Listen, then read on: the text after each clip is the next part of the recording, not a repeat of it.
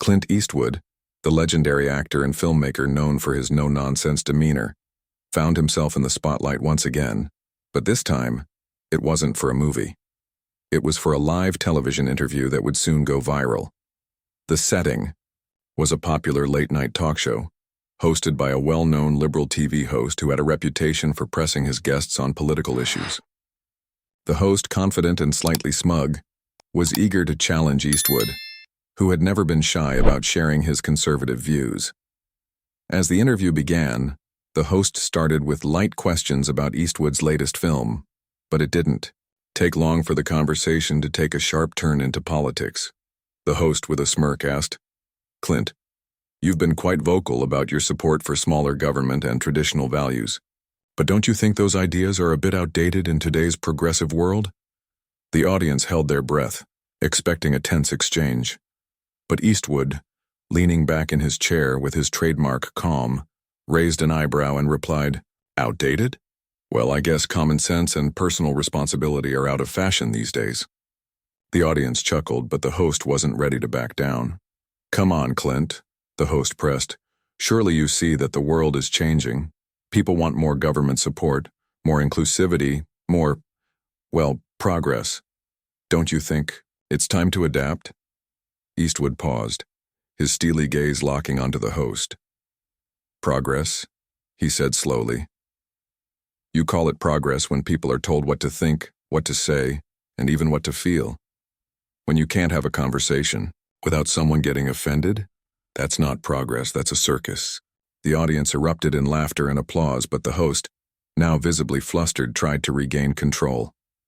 "But Clint, isn't it important to consider the feelings of others? To create a society where everyone feels safe and included?" Eastwood leaned forward, his voice steady but firm. "Feelings? Kid, I've been around long enough to know that life isn't about feeling safe all the time. It's about standing on your own 2 feet, taking responsibility, and sometimes hearing things you don't like. That's how you grow, not by hiding behind a bunch of rules that tell you what you can and can't say." The host, now scrambling, attempted to steer the conversation back to safer ground. "Well, Clint, let's talk about your film. It's set in the Old West, a time when, let's face it, things weren't exactly fair or equal. Don't you think that romanticizing that era is problematic?" Eastwood chuckled, shaking his head. "Problematic? It's a movie, not a history lesson. But since you brought it up, maybe we could learn something from those times. People back then didn't wait for someone else to solve their problems. They got to work, fight, and figure things out for themselves. Maybe we could use a little more of that spirit today." The audience was now fully on Eastwood's side, cheering and clapping. The host, realizing he was outmatched, tried to laugh it off. "Well, Clint, you certainly haven't lost your edge. Let's take a quick break, and when we come back, we'll talk about your upcoming projects." As the cameras cut to commercial, Eastwood gave the host a knowing smile and said, "Anytime you want to have a real conversation, let me know." The audience roared with laughter, and the host could only nod, clearly defeated.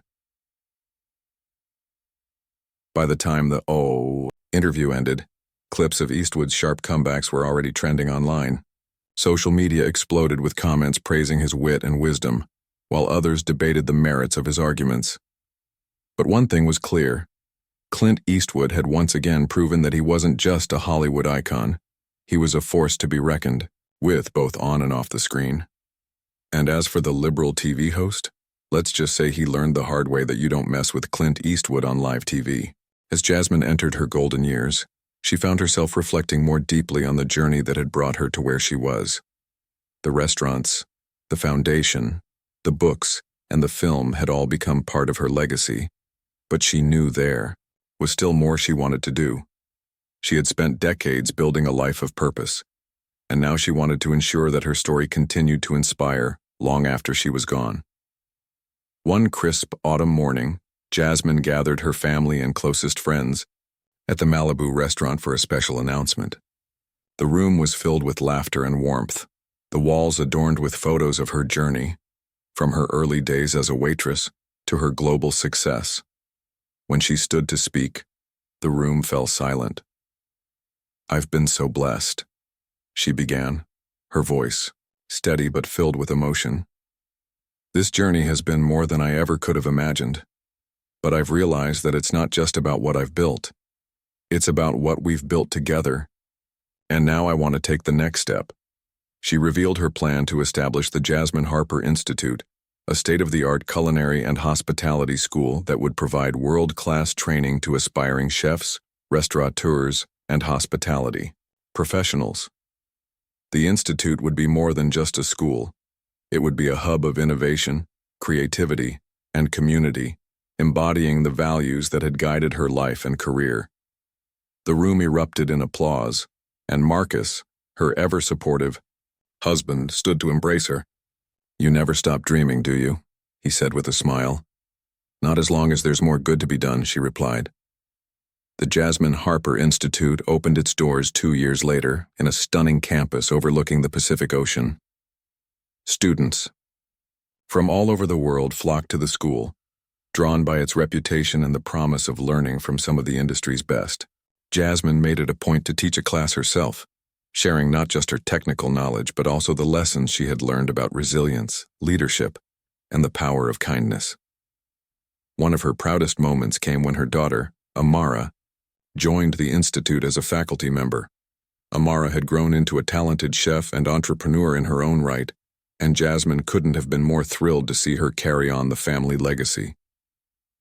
"You're going to take this further than I ever could," Jasmine told her one evening as they walked along the beach.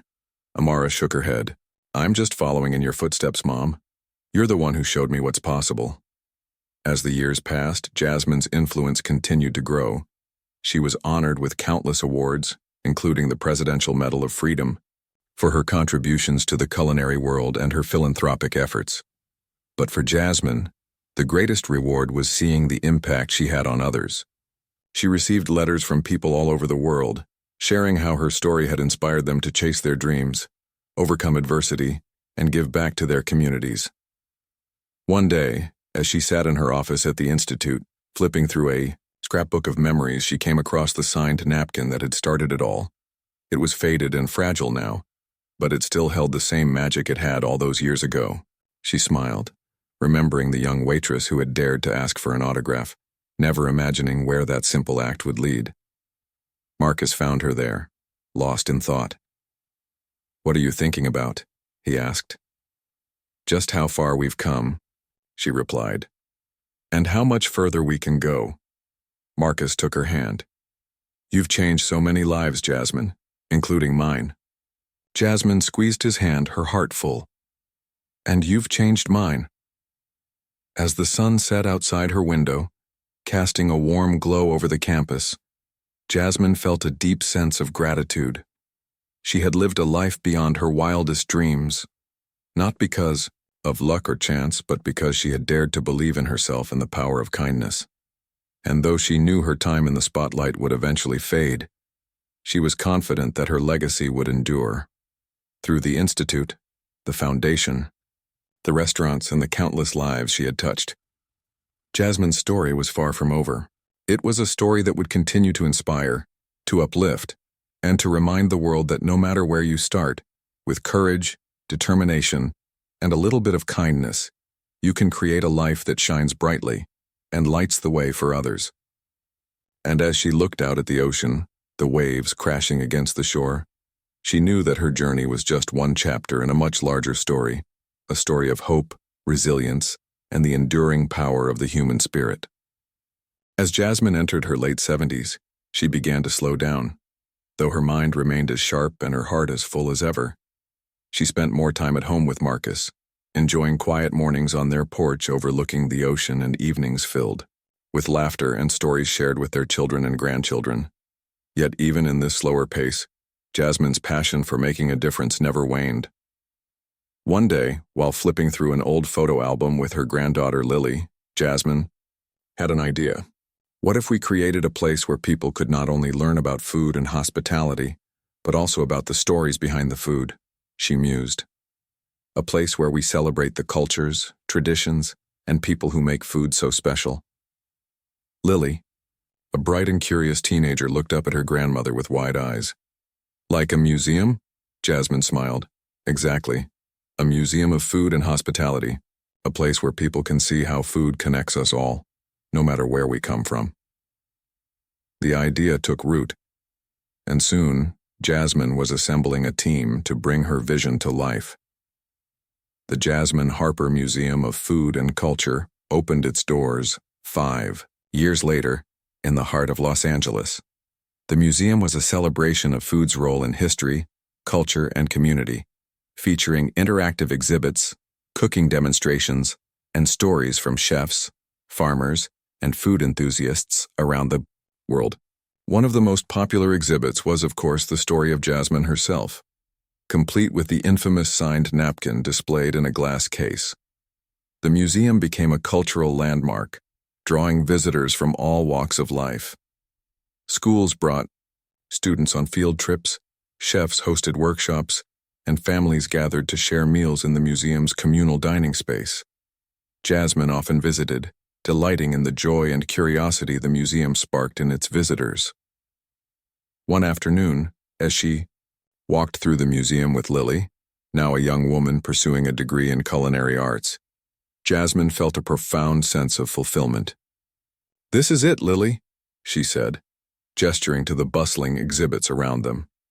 "This is what it's all about, bringing people together, sharing stories, and celebrating the things that make us human." Lily smiled, linking her arm through her grandmother's. "You've done so much, Grandma. I hope I can make even half the impact you have." Jasmine patted her hand. "You already are, sweetheart, and you'll do even more. That's the beauty of it. We all have the power to make a difference in our own way." As the years went on, Jasmine's health began to decline, but her spirit remained unshakable. She spent her days surrounded by loved ones, sharing stories, and offering wisdom to the countless people who sought her guidance. Her legacy was secure, carried forward by her family, her foundation, her institute, and the museum. When Jasmine passed away peacefully at the age of 85, the world mourned the loss of a true icon. Tributes poured in from every corner of the globe, celebrating her life, her achievements, and the countless lives she had touched. But for those who knew her best, her greatest legacy was the way she had lived, with kindness, courage, and an unwavering belief in the power of second chances. At her memorial service, held at the original Malibu restaurant, Marcus stood to speak. His voice trembled as he addressed the crowd. "Jasmine always said that life is about lifting each other up," he said. "And that's exactly what she did, every single day. She showed us that no matter where you start, you can create something beautiful if you have the heart to try." Amara, now a renowned chef and restaurateur in her own right, also spoke. "My mother taught me that success isn't about how much you achieve, but how much you give. She gave everything she had, and the world is better for it." As the sun set over the ocean, casting a golden glow over the restaurant, the guests raised their glasses in a toast to Jasmine. The signed napkin, now a cherished relic of her journey, hung in a place of honor, a reminder of the humble beginnings that had led to an extraordinary life. Jasmine's story didn't end with her passing. It lived on in the hearts of those she had inspired, in the work of her foundation, in the halls of her institute, and in the exhibits of her museum. It lived on in her family, who carried forward her values and her vision. And it lived on in the countless people who, because of her, dared to dream a little bigger, to believe in themselves a little more, and to treat others with a little more kindness. Jasmine Harper's life was a testament to the power of resilience, the beauty of second chances, and the enduring impact of a life well lived. And though she was gone, her light continued to shine, guiding others on their own journeys, just as it had guided her. Years after Jasmine's passing, her legacy continued to ripple through the world in ways that even she might not have imagined. The Jasmine Harper Institute had become a global leader in culinary and hospitality education, with campuses in cities across the world. Graduates of the institute went on to open their own restaurants, lead innovative food startups, and even influence policy to address food insecurity and sustainability. The institute's motto, "Nourish the world one dream at a time," became a rallying cry for a new generation of chefs and entrepreneurs. The Jasmine Harper Museum of Food and Culture had also grown into a beloved institution, expanding its exhibits and programs to include virtual tours and international collaborations. It became a hub for cultural exchange, hosting festivals that celebrated the diverse cuisines of the world and fostering understanding between communities. The museum's Stories of Resilience exhibit, which featured Jasmine's journey alongside those of other trailblazers in the food industry, remained one of its most popular attractions. Amara, now in her 50s, had taken the reins of the family empire with grace and determination. She had expanded the restaurant chain to include vegan and plant-based concepts, reflecting her commitment to sustainability and innovation. Under her leadership, the Jasmine Harper Foundation launched new initiatives to combat food waste and support small-scale farmers, ensuring that Jasmine's vision of a more equitable and compassionate world continued to thrive. Lily, Jasmine's granddaughter, had also carved out her own path. After graduating from the institute, she became a celebrated food journalist and documentary filmmaker. Her award-winning series, Roots and Resilience, explored the stories of unsung heroes in the food industry, from migrant farm workers to street food vendors. The series was dedicated to her grandmother, whose story had inspired her to use food as a lens to explore humanity. One day, as the Harper family gathered for their annual reunion at the Malibu restaurant, now a historic landmark, they unveiled a new addition to the space: a bronze statue of Jasmine, standing tall with a napkin in one hand and a spoon in the other. The inscription at the base read, "Jasmine Harper, a woman who turned a simple napkin into a legacy of love, resilience, and hope. Her light continues to guide us." As the family stood together, sharing stories and laughter, Marcus, now in his 80s but still as sharp as ever, raised a glass. "To Jasmine," he said, his voice steady but filled with emotion. "She taught us that life isn't about the hand you're dealt, but how you play it." And she played hers with heart, courage, and an unshakable belief in the goodness of people. The room erupted in applause, and as the sun dipped below the horizon, casting a warm glow over the gathering, it felt as though Jasmine was there with them, her presence as comforting and inspiring as ever. Meanwhile, in a small town halfway across the world, a young woman named Priya sat in her modest kitchen, scrolling through an article about Jasmine Harper on her phone. Priya had grown up in poverty, but she had always dreamed of becoming a chef. She had just been accepted into the Jasmine Harper Institute on a full scholarship, and as she read about Jasmine's journey, she felt a surge of hope. If she could do it, Priya whispered to herself, maybe I can too. She tucked her phone into her apron pocket and got back to work, preparing a meal for her family. As she chopped vegetables and stirred pots, she thought about the future, about the restaurant she would one day open, the people she would feed, and the lives she would touch. And though she had never met Jasmine Harper, she felt as though she knew her, as though Jasmine's story was a part of her own. Jasmine's legacy lived on, not just in the institution she had built or the awards she had won, but in the countless lives she had inspired. Her story was a reminder that no dream was too big, no obstacle too great, and no act of kindness too small. It was a story of hope, resilience, and the enduring power of the human spirit.